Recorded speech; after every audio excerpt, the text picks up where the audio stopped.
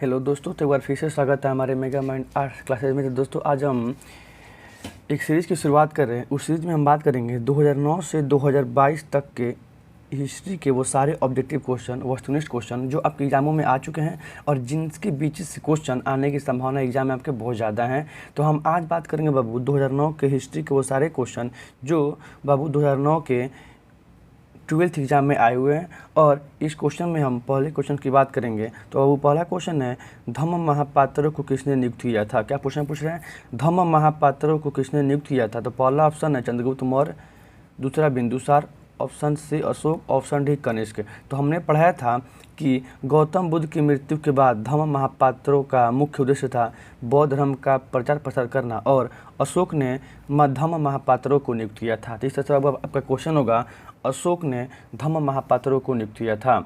और अशोक ने अपने पुत्र महेंद्र, क्या बाबू, अशोक ने अपने पुत्र महेंद्र और पुत्री संघमित्रा को बाबू कहाँ भेजा था, तो बौद्ध धर्म का प्रचार प्रसार करने हेतु अपने पुत्र और अपने पुत्री संघमित्रा एवं महेंद्र को उन्होंने श्रीलंका भेजा था। तो इस तरह से ये भी क्वेश्चन बन सकता है। अगला क्वेश्चन है, त्रिपिटक साहित्य क्या है। तो हमने बताया था गौतम बुद्ध की मृत्यु के बाद उनके उपदेशों और बौद्ध धर्म में प्रवेश करने के जो नियम थे उनके संकलन को त्रिपिटक कहा गया। एक ग्रंथ की रचना की गई जिसे त्रिपिटक कहा जाता है। और त्रिपिटक का संबंध बाबू बौद्ध धर्म से है, ध्यान रखिएगा, त्रिपिटक का संबंध बौद्ध धर्म से है। और यहाँ ये भी क्वेश्चन पूछा हुआ है कि गौतम बुद्ध का जन्म कहाँ हुआ था। तो गौतम बुद्ध का जन्म बाबू बिहार के कपिलवस्तु के निकट ये नेपाल की तराई में लुम्बिनी नामक वन में हुआ था। और इनकी मृत्यु बाबू कुशीनगर में हुई थी और इनको ज्ञान की प्राप्ति बाबू बोधगया में हुआ था।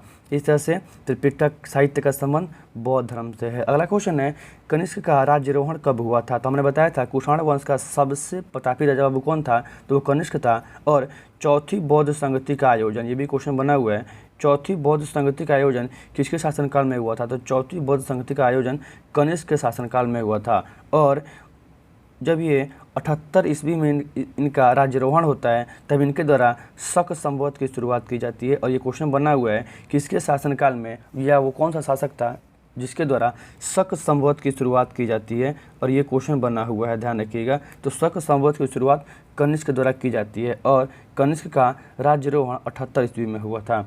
अगला क्वेश्चन है, क्वेश्चन नंबर 4, महाभारत का युद्ध कितने दिनों तक लड़ा गया था। ये क्वेश्चन हर एग्जाम में बन जाता है। तो हमने बताया था कि पांडव और कौरव के बीच महाभारत का युद्ध हरियाणा के कुरुक्षेत्र मैदान में हुआ था और यह युद्ध बाबू 18 दिनों तक चला था। इस तरह से इसका आंसर होगा, महाभारत का युद्ध कुल 18 दिनों तक चला था, ध्यान रखिएगा।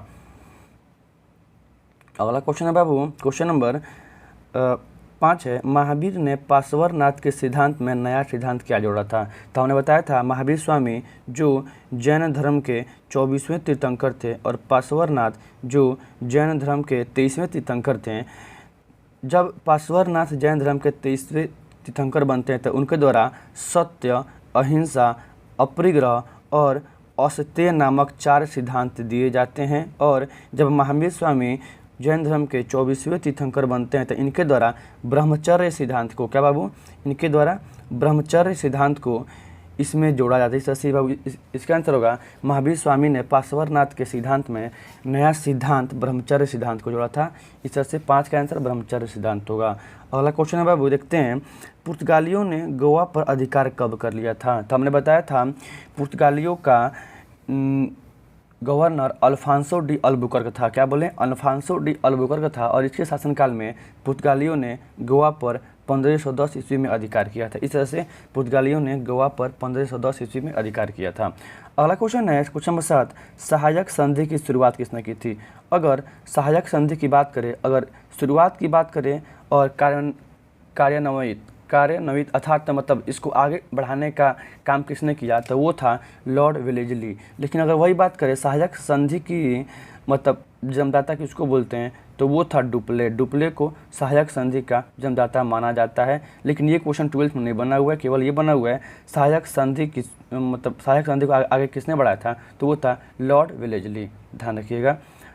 अगला क्वेश्चन है आपका कि अवध में 1857 के विद्रोह का नेतृत्व किसने किया था? तो अवध में 1857 के बाबू विद्रोह का नेतृत्व बेगम हजरत महल ने किया था। ये क्वेश्चन एग्जाम में बन चुका है। अवध में 1857 की क्रांति का नेतृत्व किसने किया था? तो ये बेगम हजरत महल ने किया था। और इस विद्रोह को बाबू शुरू होना था 31 मई को, लेकिन आंतरिक गतिविधियों के कारण विद्रोह मतलब की शुरुआत हो गई और इस विद्रोह को 10 मई को शुरुआत करना पड़ गया।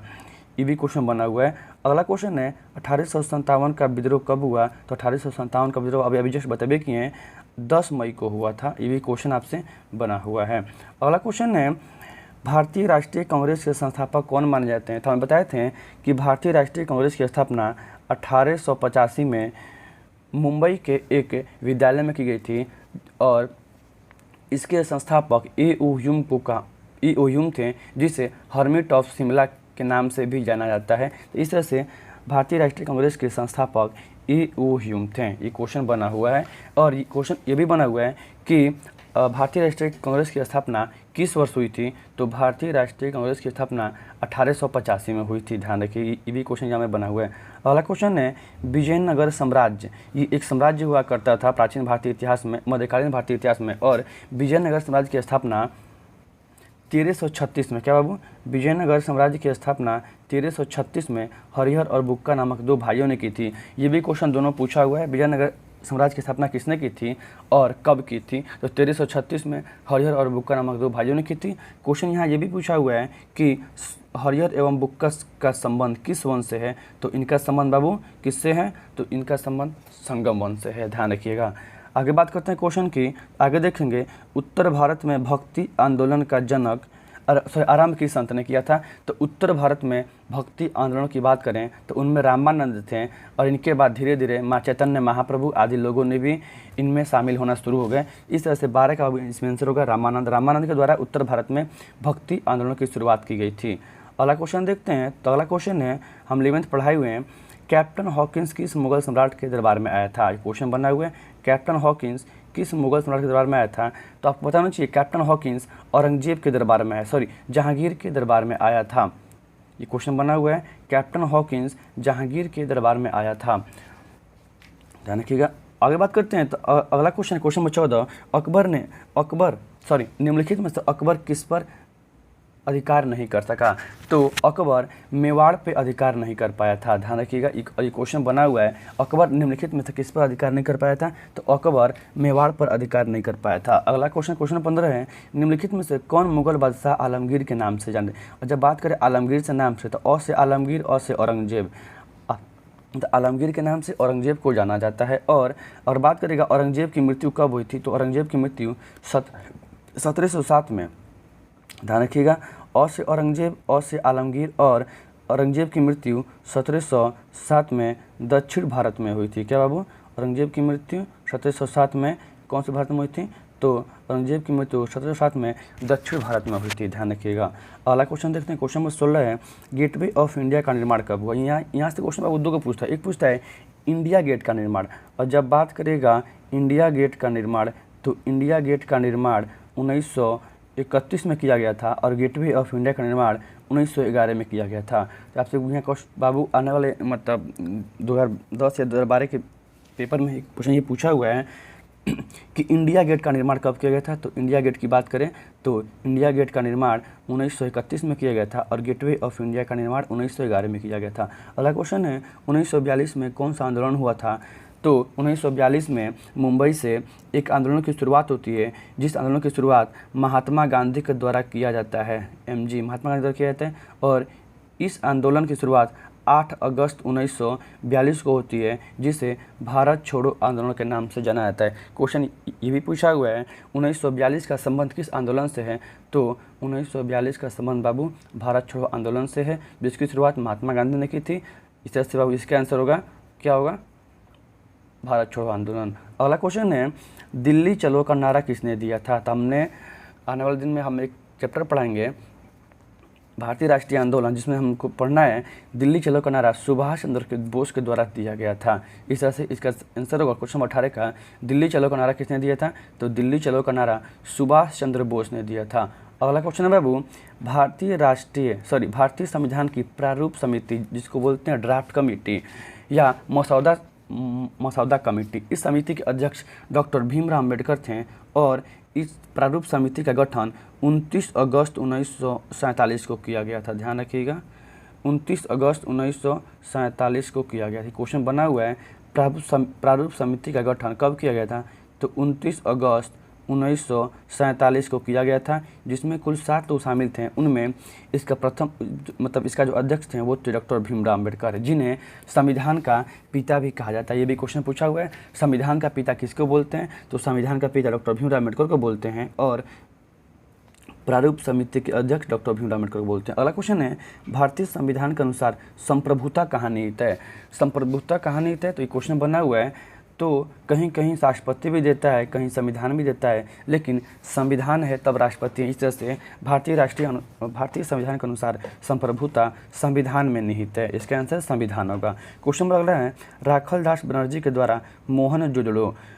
अगर मोहनजोदड़ो की बात करें तो मोहनजोदड़ो का शाब्दिक अर्थ होता है मृतकों का टीला। ध्यान रखिएगा, मृतकों का टीला होता है और यह सिंधी भाषा का शब्द है। क्या बाबू, यह सिंधी भाषा का शब्द है और इसकी खोज 1922 में राखल दास बनर्जी ने की थी। यहाँ से क्या क्या मिला है, तो यहाँ से सबसे बड़ा स्नानागार मिला है और सबसे बड़ा अन्नागार मिला है और कांसे की नर्तकी की मूर्ति मिली है। ये भी क्वेश्चन बना हुआ है, कांसे की नर्तकी की मूर्ति कहाँ से मिली है, तो कांसे की नर्तकी की मूर्ति बाबू मोहनजोदड़ो से मिली है, जिसकी खोज 1922 में राखल दास बनर्जी ने की थी।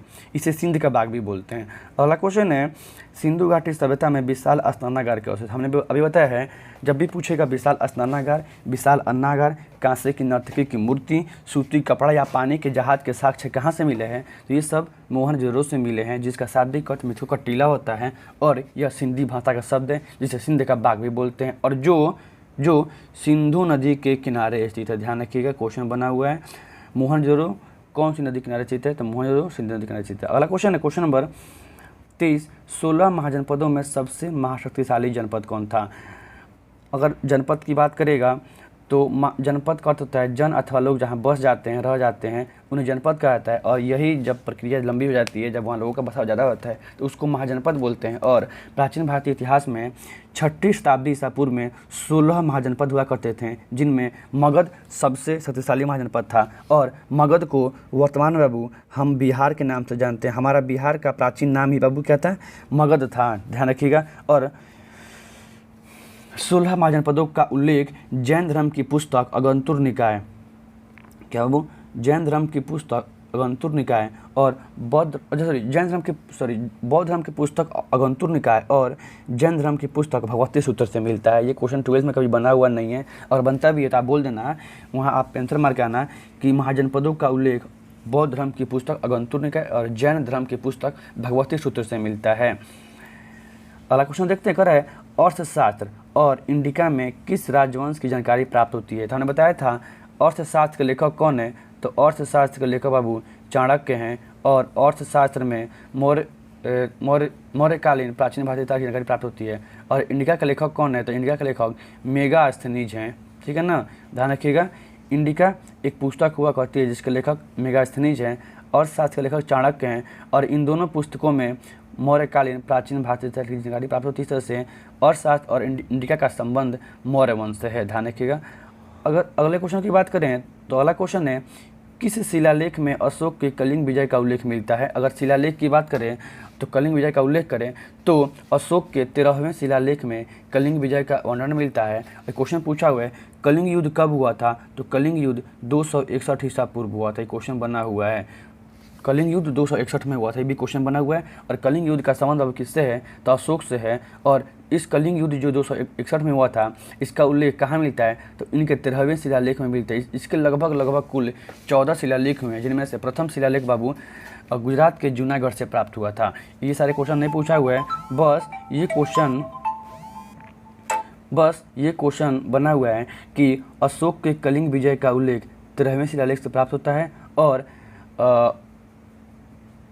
कलिंग युद्ध 261 ईसा पूर्व में हुआ था। अगला क्वेश्चन है, आईने अकबरी को कितने भागों में बांटा गया है। तो सबसे पहले बात करेंगे आईने अकबरी क्या होता है। तो बाबू आईने अकबरी एक पुस्तक हुआ करता था और अकबर के दरबार में एक अकबर का शाही इतिहासकार हुआ करते थे, बाबू जिसका नाम था अबुल फजल। क्या नाम था? अबुल फजल। अबुल फजल के द्वारा अकबर के शासनकाल से संबंधित एक पुस्तक लिखी गई जिसे अकबरनामा कहा गया। किसे कहा गया? अकबरनामा कहा गया। और अकबरनामा को 3 भागों में बांटा गया और अकबरनामा का यही तीसरा खंड आईने अकबरी के नाम से जाना जाता है और जिसे 5 भागों में बांटा गया है। तो ये क्वेश्चन बन गया आपका, आईने अकबरी का संबंध किससे है? तो अकबर से है और आईने अकबरी को 5 भागों में बांटा गया है। इस सब आपका आंसर हो गया, आईने अकबरी को 5 भागों में बांटा गया है और आईने अकबरी के लेखक अबुल फजल हैं और आईने अकबरी का संबंध अकबर से है। क्वेश्चन है, औरंगजेब ने अपने जीवन का अंतिम भाग कहाँ बिताया था? हमने अभी बताया था कि औरंगजेब की मृत्यु 1707 में हुई थी और कहाँ पर हुई थी बाबू? तो औरंगजेब की मृत्यु 1707 में दक्षिण भारत में हुई। इस तरह से इसका आंसर होगा, औरंगजेब की मृत्यु दक्षिण भारत में हुई। और आप कमेंट बॉक्स में बाबू आंसर दीजिए, औरंगजेब को अन्य किस नाम से जानते हैं? आप क्वेश्चन का आंसर दीजिए, औरंगजेब को अन्य किस नाम से जानते हैं? देखते हैं कि कौन कौन से इसका आंसर दे पाते हैं। अगला क्वेश्चन है, स्थापत्य कला का सबसे अधिक विकास किसके शासनकाल में हुआ था? अगर स्थापत्य कला की बात करें और अधिक विकास की बात करें तो आप शाहजहां का टिक करना। शाहजहां के शासनकाल में स्थापत्य कला का सबसे ज़्यादा विकास हुआ था, मंदिर मस्जिद सबसे ज़्यादा बनवाए गए थे। अगला क्वेश्चन है, शेख मोइनुद्दीन चिश्ती की दरगाह कहाँ स्थित है? और जब भी शेख मोइनुद्दीन चिश्ती की दरगाह की बात करेगा तो शेख मोइनुद्दीन चिश्ती की दरगाह अजमेर में है, लेकिन अगर वही बात करें निजामुद्दीन औलिया की दरगाह कहाँ है तो वो दिल्ली में है, ध्यान रखिएगा। अब फतेहपुर सिकरी, सॉरी वो तो अलग है, ठीक है ना, ध्यान रखिएगा। अगला क्वेश्चन है, इंग्लिश ईस्ट इंडिया कंपनी की स्थापना कब हुई थी? तो हमने बताया था इंग्लिश ईस्ट इंडिया कंपनी के समय, इंग्लिश ईस्ट इंडिया कंपनी के समय भारत में अकबर का शासनकाल था और अकबर की बाबू मृत्यु कब हुई थी? आप इसका भी कमेंट बॉक्स में आंसर दीजिए, देखते हैं कौन कौन इसका आंसर दे पाते हैं। अकबर की मृत्यु कब हुई थी? और अगला क्वेश्चन ऊपर पूछे हैं, औरंगजेब को अन्य किस नाम से जानते हैं? और इंग्लिश ईस्ट इंडिया कंपनी की बाबू स्थापना 1600 ईस्वी में हुई थी और इस समय भारत में अकबर का शासनकाल था। अकबर की मृत्यु कब हुई थी आप देख लीजिए, लेकिन हम बता देते हैं अकबर की जन्म कब हुआ था। तो अकबर का जन्म 1542 में हुआ था। क्या बाबू? अकबर का जन्म 1542 में हुआ था, ध्यान रखिएगा। अगला क्वेश्चन की बात करते हैं तो अगला क्वेश्चन है, किस भारतीय शासक को नेपोलियन की संज्ञा दी गई है? अगर बात करें यूरोप का नेपोलियन किसे कहते हैं तो यूरोप का नेपोलियन बोनापार्ट को कहते हैं और विसेंट स्मिथ के द्वारा। क्या बाबू? विसेंट स्मिथ, जो आपसे क्वेश्चन कभी पूछा हुआ नहीं है लेकिन बता देते हैं आपको, विसेंट स्मिथ के द्वारा जब देखा गया कि भारत का यह समुद्रगुप्त वंश का मतलब एक सहंसा राजा, एक ऐसा राजा जो स्वयं को बीड़ा बजाते हुए सिक्कों पर दिखाया है और जिसे महाराजा धीराज की उपाधि दी गई है, इन्होंने जब लगभग भारत के लगभग पूरे क्षेत्र को जीत लिया था, पैरों तले जब रौंद रहा था, तो विसेंट स्मिथ ने नेपोलियन की संज्ञा समुद्रगुप्त को दे दी। यहाँ से 2 क्वेश्चन आपसे बनता है बाबू, यूरोप का नेपोलियन तो नेपोलियन बोनापार्ट, लेकिन अगर बात करेगा भारत का नेपोलियन तो समुद्रगुप्त को बोला जाता है। अगले क्वेश्चन की बात करें तो अगला क्वेश्चन है, एलोरा के कैलाश मंदिर का निर्माण किस राजवंश ने कराया था? जब बात करें एलोरा का कैलाश मंदिर का निर्माण किस शासक ने कराया था तो आपको ध्यान देना है, एलोरा के कैलाश मंदिर का निर्माण राष्ट्रकूट शासकों ने कराया था और जिसमें नरेश वर्मन द्वितीय का नाम आता है, ध्यान रखिएगा। अगला क्वेश्चन है, स्तूप का संबंध किससे है? तो सबसे पहले हम देखेंगे स्तूप किसे कहते हैं। तो हमने बताया था कि गौतम बुद्ध की मृत्यु के बाद उनकी अस्थियों पर इस तरह के गुम्बद जैसे बड़े बड़े टीले का निर्माण किया गया उनकी अस्थियों को बांटकर, जिसे स्तूप की संज्ञा दी गई। और गौतम बुद्ध की मृत्यु के बाद अर्थात कहीं ना कहीं बौद्ध धर्म का संबंध स्तूप से, क्वेश्चन एग्जाम में बना हुआ है।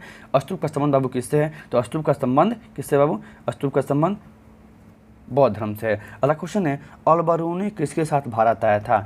अलबरूनी किसके साथ भारत आया था? तो सबसे पहले हम ये बता देते हैं, अलबरूनी महमूद गजनवी के साथ भारत आने वाला एक इतिहासकार था और अलबरूनी उज्बेकिस्तान का निवासी था और इसकी पुस्तक किताब उल हिंद है। क्या बाबू? किताब उल हिंद है और तहकीक ए हिंद है, ध्यान रखिएगा। क्वेश्चन पूछा हुआ है तहकीक ए हिंद के लेखक कौन है? तो तहकीक आप लिख सकते हैं हमारी आवाज़ को सुनकर, तहकीक ए हिंद के लेखक अलबरूनी है, किताब उल हिंद के लेखक ही अलबरूनी है, भारत की खोज नामक पुस्तक के लेखक अलबरूनी है। और यह किस भाषा में लिखी गया था? तो अलबरूनी ने अपनी पुस्तक तहकीक ए हिंद किताब उल हिंद अथवा भारत की खोज नामक पुस्तक अरबी भाषा में लिखा था, ध्यान रखिएगा। जो उज्बेकिस्तान का निवासी था और महमूद गजनवी के आक्रमण के समय यह भारत आया था। अगला क्वेश्चन है, इब्न बतूता किस देश का निवासी था? हमने बताया था इब्न बतूता मोरक्को का निवासी था और जब इब्न बतूता भारत आया था तो इनकी एक पुस्तक थी, उस पुस्तक का नाम था रेहला। इन्होंने एक यात्रा वृत्तांत के द्वारा, मतलब यात्रा के माध्यम के द्वारा भारत के संदर्भ में एक पुस्तक लिखी जिसका नाम था रेहला। और क्वेश्चन ये भी पूछा हुआ है, रेहला नामक पुस्तक किस भाषा में लिखी गई है? तो रेहला नामक बाबू पुस्तक अरबी भाषा में लिखी, ध्यान रखिएगा। जब भी बात करेगा इब्न बतूता की, तो इब्न बतूता मोरक्को का निवासी था और इब्न बतूता की पुस्तक बाबू कौन सी है? तो इब्न बतूता की पुस्तक रेहला है। कौन बाबू? रेहला है, जो अरबी भाषा में लिखा गया था। कौन बाबू? अरबी भाषा में लिखा गया था। क्वेश्चन बना हुआ है एग्जाम में, ध्यान रखिएगा। अगला क्वेश्चन है मुस्लिम लीग की स्थापना कब हुई थी? तो हमने बताया था मुस्लिम लीग की स्थापना 1906 में बांग्लादेश की राजधानी ढाका में सलीम उल्लाह खां एवं आगा खां के द्वारा किया गया था। ये क्वेश्चन बना हुआ है। मुस्लिम लीग की स्थापना पॉलिटिकल साइंस में क्वेश्चन बना हुआ है, पॉलिटिकल साइंस में 12th में बना हुआ है। मुस्लिम लीग की स्थापना 1906 में हुई थी और मुस्लिम लीग की स्थापना किसने की थी? तो आगा खां एवं सलीम उल्लाह खां। कहाँ की थी? तो इसकी स्थापना ढाका में हुआ था, ध्यान रखिएगा। अगला 3-4 question, last question, Jallianwala Bagh हत्याकांड कब हुआ था? तो आज से एक दिन पहले ही हम बताए थे क्लास में भी, ऑफलाइन क्लासेज में। आज 13 अप्रैल है और आज के दिन जनरल डायर के द्वारा अमृतसर के जालियांवाला बाग में निहत्थे लोगों पर अंधाधुंध गोलियां चलाने का अनुमति दे दी अपने सैनिकों को। इस तरह से बहुत से निहत्थे लोग मारे गए थे, भारतीय मारे गए थे, ठीक है ना। और इस कांड को जालियांवाला बाग हत्याकांड के नाम से जाना जाता है और जालियांवाला बाग हत्याकांड 1919 में हुआ था, ध्यान रखिएगा।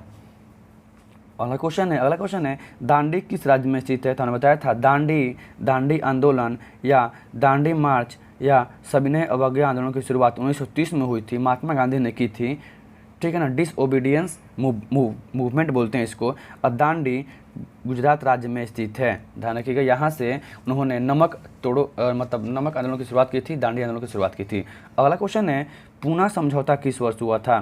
तो अगर पूना समझौता की बात करें तो पूना समझौता 1932 में महात्मा गांधी और डॉक्टर भीमराव अंबेडकर के बीच हुई थी। क्वेश्चन पूछा हुआ है, ध्यान रखिएगा। अगला क्वेश्चन है तो इस तरह से पूना समझौता की बात करें, इसका आंसर 1932 होगा। देखिए अगर इसमें सन की बात करें तो 1932 में पूना समझौता हुआ था। 1939 में द्वितीय विश्व युद्ध की शुरुआत हुई थी और 1942 में भारत छोड़ो आंदोलन हुआ था, ध्यान रखिएगा। ये भी क्वेश्चन बना हुआ है, द्वितीय विश्व युद्ध की शुरुआत कब हुई थी? तो 1939 में हुई थी और भारत छोड़ो आंदोलन 1942 में हुई थी, ध्यान रखिएगा। अगला क्वेश्चन की बात करें निम्नलिखित में से किसका प्रकाशन अबुल कलाम आज़ाद ने किया था? जब अबुल कलाम आज़ाद की बात करें तो जिन्हें मिसाइल मैन के नाम से जाना जाता है, और अबुल कलाम ने अल हिलाल नामक पत्रिका का प्रकाशन किया था। तो क्वेश्चन ये बन चुका है, अल हिलाल नामक पत्रिका का प्रकाशन किसने किया था? तो अबुल कलाम आज़ाद ने किया था। अगर बात करें न्यू इंडिया का प्रकाशन किसने किया था? तो न्यू इंडिया का प्रकाशन बाबू एनी बेसेंट ने किया था, ध्यान रखिएगा। मतलब भारतीय राष्ट्रीय कांग्रेस की प्रथम महिला अध्यक्ष अगर बात करें कहेगा भारतीय राष्ट्रीय कांग्रेस की प्रथम महिला अध्यक्ष कौन थी? तो वो थी एनी बेसेंट। क्या बाबू? एनी बेसेंट, जो एक आयरिश महिला थी और एनी बेसेंट के द्वारा ही न्यू इंडिया लिखा गया था। क्वेश्चन पूछा हुआ है, जो भारतीय राष्ट्रीय कांग्रेस की कांग्रेस की प्रथम महिला अध्यक्ष थी, ध्यान रखिएगा। अगला क्वेश्चन क्वेश्चन नहीं बात कर लेते हैं इसमें जो टॉपिक लिखा हुआ है, कह रहा है यंग इंडिया। तो यंग इंडिया का बाबू यंग इंडिया का संपादक महात्मा गांधी के द्वारा किया गया था। इस तरह से बाबू आपका 2009 का पेपर ख़त्म हो गया। हम कल बात करेंगे 2010 के वो सारे क्वेश्चन, कौन से क्वेश्चन हैं जो आपके एग्ज़ाम में आ चुके हैं। आज हम बात किए हैं 2009 के हिस्ट्री के ऑब्जेक्टिव पेपर जो आपके एग्ज़ाम में आ चुके हैं। हम अब कल बात करेंगे 2010 के कुल कितने क्वेश्चन हैं जो आपके 12th के मेन एग्ज़ाम में आए हुए हैं। इस तरह से आप इस वीडियो को दोबारा देखिए, ठीक है। समझ में ना आता तो कमेंट बॉक्स में आप कुछ पूछ सकते हैं इससे संबंधित कोई भी क्वेश्चन। और अगर आप चाहते हैं कि इस PDF को प्राप्त करना तो आप इस नंबर पे एक मैसेज करके इस PDF को प्राप्त कर सकते हैं। ध्यान रखिएगा, PDF बहुत ज़रूरी है क्योंकि इतिहास दोहराता है। इतिहास के क्वेश्चन, वो तो बात की बात है, इतिहास के क्वेश्चन 12th के एग्जाम में दोहराते हैं, पॉलिटिकल भी क्वेश्चन दोहराता है और ज्योग्राफी भी क्वेश्चन दोबारा आता है। इसलिए इस वीडियो को आप लाइक कीजिए, सब्सक्राइब कीजिए, शेयर कीजिए। जय हिंद, जय भारत दोस्तों।